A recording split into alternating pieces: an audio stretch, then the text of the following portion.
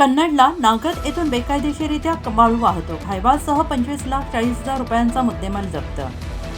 तालुक्यातील नागद येथून कन्नड शहरात अवैधरित्या बेकायदेशीरपणे विनापरवाना वाळू वाहतूक करणारे एक हायवा वाहन शहर पोलिसांनी पकडून वाळूसह 25,40,00,000 रुपयांचा मुद्देमाल जप्त केला आहे. या प्रकरणी कन्नड शहर पोलिसांनी दिलेली अधिक माहिती अशी की पोलीस कॉन्स्टेबल नामदेव धोंडकर हे पोलीस निरीक्षक सानप यांच्या आदेशाने पोलीस नाईक मिर्झा बेग, पोलीस कॉन्स्टेबल सोनवणे मयूर वाळुंजकर यांच्यासह कन्नड शहर पोलीस ठाण्याच्या हद्दीत चाळीसगाव रोडने जात असताना गुप्त बातमीदारामार्फत माहिती मिळाली.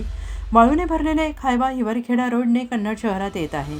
अशी माहिती मिळाल्यानुसार आम्ही किशोर नाका येथे थांबलो असता एका पांढऱ्या रंगाचा टाटा कंपनीचा 10 टायर हायवा क्रमांक MH14 MH8914 हा येताना दिसून आला.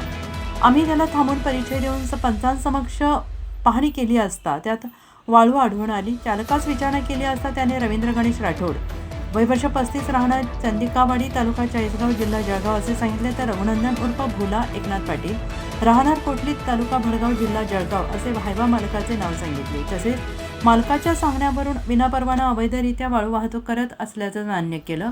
आणि यावेळी शहर पोलिसांनी 25 लाख रुपये किमतीचा हायवा आणि त्यात असलेली 4 ब्रास वाळू, किंमत अंदाजे 10,000 रुपये प्रति ब्रास प्रमाणे 40,000 रुपये असा एकूण 25,40,000 रुपयांचा मुद्देमाल जप्त करून वाहन शहर पोलीस ठाण्यात उभे केलं आहे. या प्रकरणी कन्नड शहर पोलीस ठाण्यात गुन्हा दाखल करण्यात आलेला असून पोलीस निरीक्षक रंगराव सानप यांच्या मार्गदर्शनाखाली सहाय्यक फौजदार नासिर पठाण, पोलीस कॉन्स्टेबल सतीश नलावडे हे या प्रकरणाचा पुढील तपास करत आहेत.